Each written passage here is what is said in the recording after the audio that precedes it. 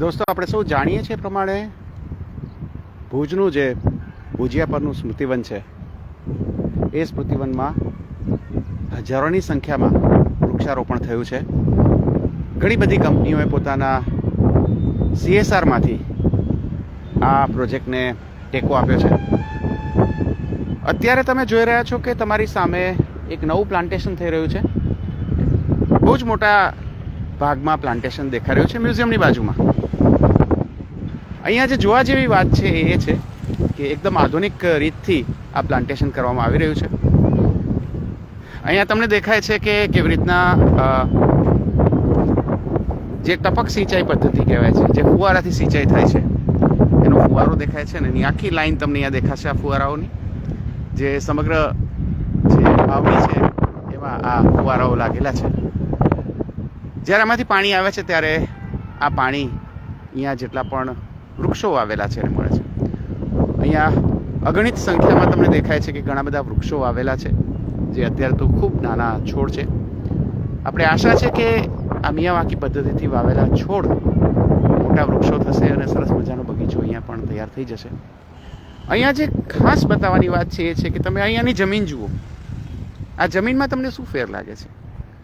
તમે આ જમીન જુઓ અને આ જમીન જુઓ તો તમને જે ફેર લાગે છે એ છે, બહુ જ ઉડીને આંખે વળગે એવો છે કે અહીંયા તમને ઘણું બધું ઘાસ દેખાય છે.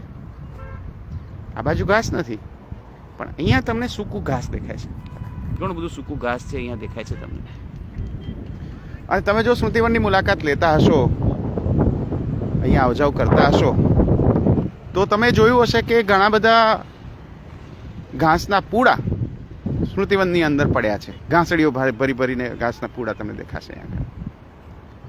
તો દોસ્તો, આ ઘાસનું કામ એ છે કે જ્યારે વાવણી કરવામાં આવે એ પછી જ્યારે સિંચાઈ આપવામાં આવે, પાણી આપવામાં આવે, ત્યારે એ પાણીને પકડી રાખે છે. એટલે કે ભેજને પકડી રાખે છે, જેથી એ પાણીનો મહત્તમ ઉપયોગ થાય.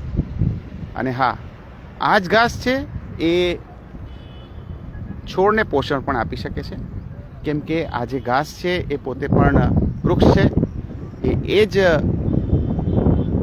જીવ વિજ્ઞાનના રસાયણોથી બનેલું છે, જેનાથી બીજા વૃક્ષો બનેલા છે. એટલે જ્યારે આ ઘાસનું ગળતર થાય, જ્યારે આ ઘાસ સડે અથવા જ્યારે આ ઘાસ પાણી એમાં ભળવાને કારણે પ્રક્રિયા થાય, ત્યારે એમાંથી જે પોષક તત્વો છે જમીનમાં પણ આવે અને એ કારણે આ જમીન આજે નવા છોડ વાવવામાં આવી રહ્યા છે એને વધારે પોષણ આપે. તો ખૂબ જ સરસ રીતે અહીંયા વાવણી થઈ રહી છે અને ખૂબ જ વૈજ્ઞાનિક ઢબે એનું પોષણ થઈ રહ્યું છે. તો મિયાવાકી પદ્ધતિ એ ખરેખર એક ક્રાંતિકારી પદ્ધતિ છે, જેનાથી ખૂબ ટૂંકા ગાળામાં ખૂબ સારું પરિણામ મળી શકે છે. લગભગ 3 વર્ષમાં એક નવું આવેલું જે જંગલ છે એ ઊભું થઈ જાય છે. તો આપણે જોઈએ કે આજે 2023